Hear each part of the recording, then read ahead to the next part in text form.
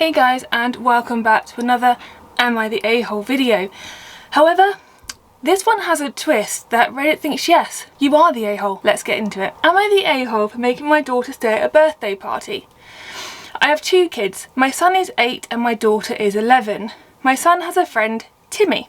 Timmy's family is very friendly and my son plays with him often. My daughter somewhat knows Timmy, but doesn't really hang around with him when he's over. I am not the type to assume either of my kids are invited to a party. If one of their names is on the invite, then just that one goes. Timmy invited my son to his birthday party at a bowling alley. His name was the only one on the invite. My daughter came with me to drop off because we were supposed to go shopping after.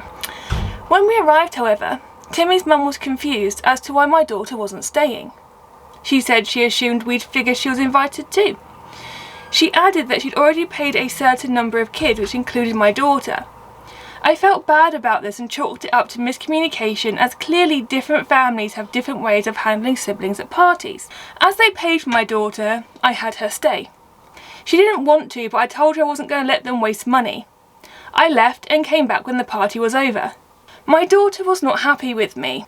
Later on, when I dropped the kids off with her dad, they told him what had happened. My ex feels I was wrong to have her stay when she didn't want to, and it's not her fault the host didn't communicate. Was I wrong to make her stay? So Reddit thinks you're the a-hole.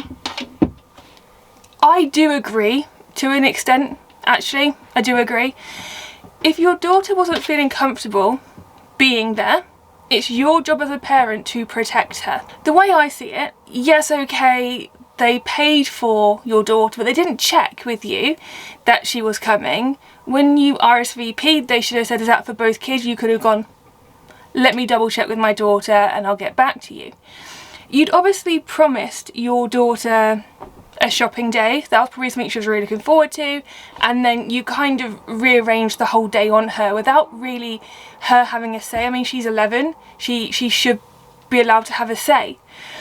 Also, just to point out that you have put here that she doesn't really hang around with him. So who does she know at this party? If it's Timmy, her brother and his friends, then she probably felt really awkward being there and forced to stay. So yeah, I do think that it was wrong of you to do that, and I do think you're the a-hole in this instance.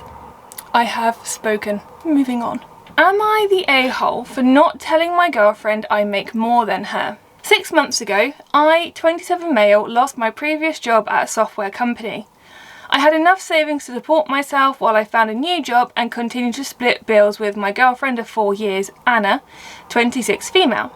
We've always split things 50-50 as we work in similar fields and earned roughly the same salary. 2 months ago, I got a job at Anna's tech company doing the same job she does on a different team. Anna has worked there for 5 years and recently got a promotion. She was initially really excited, and so was I. Working for the same company has been a really positive experience for our relationship, except in one area, money. I make just over 12k more than Anna. It's become clear to me over the past 2 months, every time we talk about budgeting and finances, that she's assuming we're making the same amount. When I finally told her, she was very upset I hadn't told her this before, because she feels it's unfair that we continue to split the bills 50-50 if I make so much more than her. She's also upset that we have the same job and that I make more. I told her that's not my fault and we should keep splitting bills 50-50 because my salary is barely 1k more than hers a month. And she called me an a-hole. She's been sulking ever since. Am I the a-hole?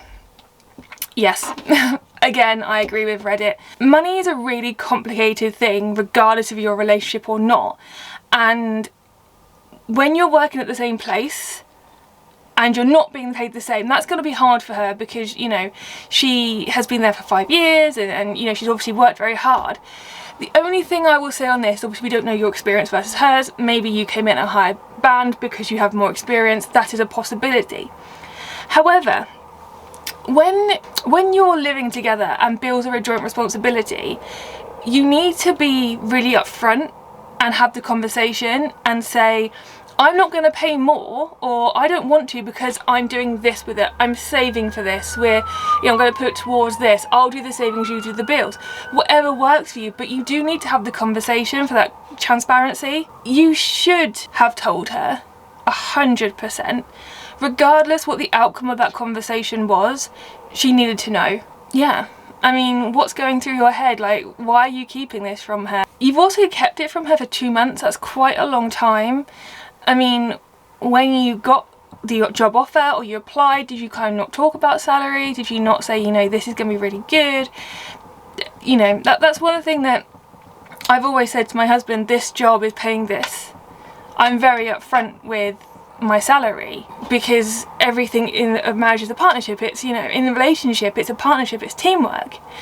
So that is surprising that you didn't say anything. But yes, you are the a-hole here. You gave all the reasons that you're the a-hole, to be fair. I don't need to go into it. Next, am I the a-hole for yelling at my boyfriend that it's not my fault his parents didn't want him? You already sound like an a-hole and I haven't even read it. I, 22 male, first met my boyfriend, Kyle, 23 male, back in middle school. 8th grade, his parents kicked him out after they caught him experimenting with a basketball teammate. He was on the streets surviving till he was 16 and an aunt found him. We reconnected in college freshman year. I love him so much, but even though we've been together for almost 3 years now, he still has all these crazy rules. I come from money, but I can't ever just take care of him. We can only go to restaurants or places he can afford. He has to be able to pay his own way. I can't buy him expensive stuff or just take him on an extravagant trip. My dad recently opened up business in another state and he wants me to work there, and I'd be making plenty of money and I'd get a nice apartment. I've been wanting Carl to move in with me, so last week I asked if he would come with me. I tried not to pressure him, so I let him think on it after he gave me this weird look. Thursday, I asked about it again and he gets all serious and tells me he can't, asking what would he even do there or how would he help pay rent. I assure him I could take care of everything while he found something. I'd be making enough for the both of us. He got mad and says he has to be able to pay his own way and he didn't need anyone to take care of him. I told him I wanted to because I loved him. He gets even madder and yells at me that he's heard that from plenty of rich a-holes on the street. He tells me I don't understand because my family has money and are supportive. That pissed me off, and I yelled at that he had no right comparing me to those guys and that it wasn't my fault his parents didn't want him. He just gets this ice cold stare in his eyes and starts crying. I tried to apologise, but he just stormed away and went home to his aunt's. Am I the a-hole? Yeah, you are. Your boyfriend's in a very unique position where at a very young age he was kicked out because he was experimenting. He had to fight to survive. He had to find money to be able to eat. He was abandoned effectively by his parents, and it's given him this sense of resolve that he has to do things by himself, and he's had everything taken away from him once. If he's not equally paying for something, if he's not able to support himself and you just go, he's back in that same position that he was previously. What this person is failing to understand is that their boyfriend is fiercely independent because they were made to be.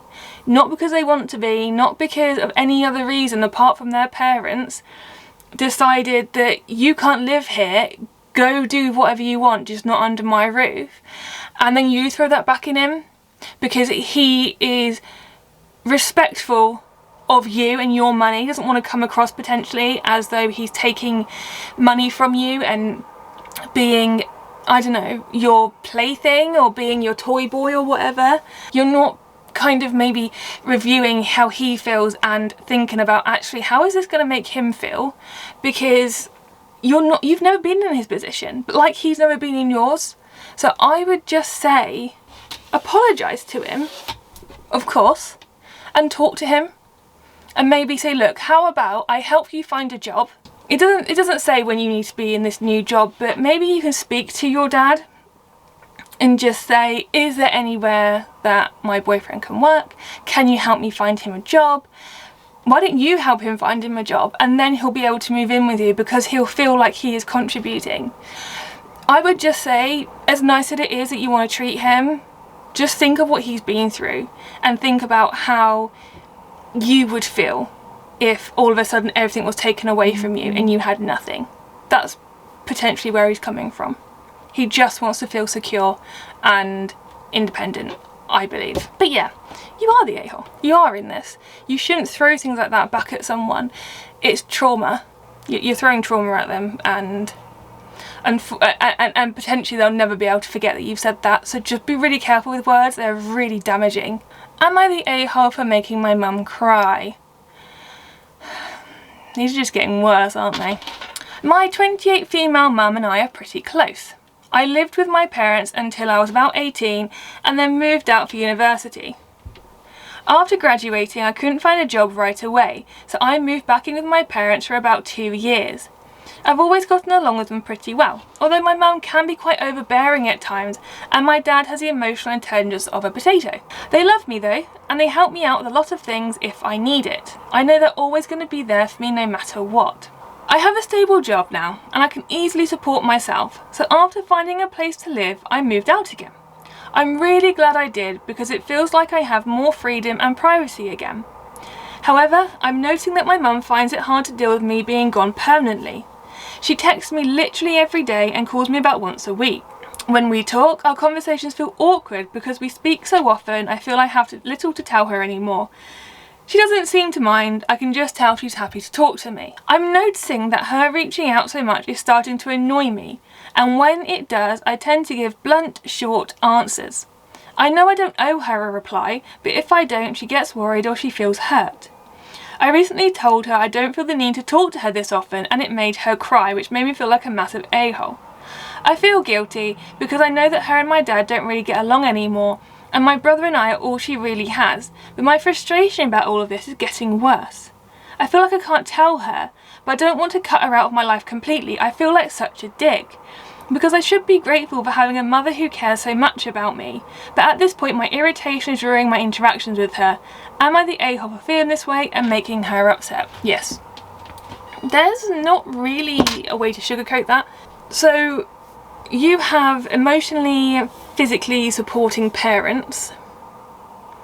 Your mum wants to talk to you every day and you're getting annoyed by it, so you tell her you don't feel the need to talk to her that often. What was I just saying about words being damaging? Like, the way you worded it was not good. I mean, if it was me, I text my parents, or my mum at least, probably every other day. Talk to her once or twice a week. Maybe more if there's something going on, or less if we're both busy. But I make the effort because they're my parents. You know, it's the right thing for me to do to talk to them and I enjoy talking to them. In this situation, what you should have said was, Mum, work's really hectic, can I speak to you sort of once a week and I'll text you every other day. I don't feel like I've got the time to really connect with you at the moment because things are so busy.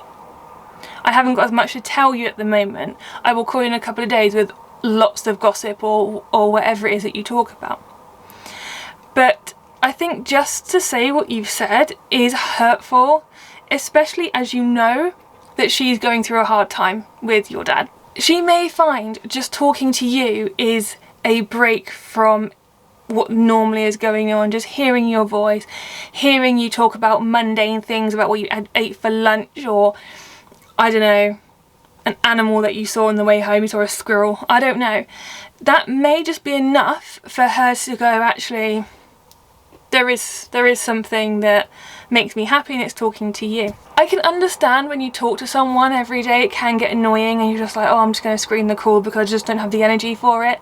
But it's your mum, so you should tell her, you know, answer the phone, be like, hey mum, you okay? Do you mind if I call you back tomorrow? I'm just really tired. She's your mum. She's not going to care as long as you're okay. But just be really careful what it is that you're saying and how you're saying it. And like I said, if you know that she's having a hard time, why would you say something like that? You're just being a dick, which you've said you feel like, and yeah, you're right, but you are the a-hole. 100% you're the a-hole. No time for that. Got time for one more. Am I the a-hole for asking my girlfriend to listen to my music? My band released its first album recently and I was super excited about it, so I asked my girlfriend if she had listened to it, and she said no, she doesn't want to. She then explained that she already comes to some shows, so she'll hear the songs live. It's not her typical genre of music, and that she's tired of always hearing me talk about music, which sometimes I do, but that's because I'm trying to make it a living. while I do appreciate that she comes to my shows, I feel like she used it to then say that she already does a lot to support what I do. Maybe it's just me, but I would have liked for her to want to listen to what I've been working on for the past months. I know she doesn't care that much for music in general, but I would have thought her boyfriend's music would have been different. I just wanted to know, am I the a-hole for asking or pushing her to listen to my music? I'm going to imagine that your girlfriend has interests. I don't know, makeup, shopping, crochet. How much interest do you put back on her? How much interest do you show in the things that she likes? That would be the first thing I would ask, because it does go both ways. It is a two-way street. That's like me completely ignoring my husband's interest in motorbikes and me wanting him to sit and watch me read because it's what I'm into. You have to work both ways.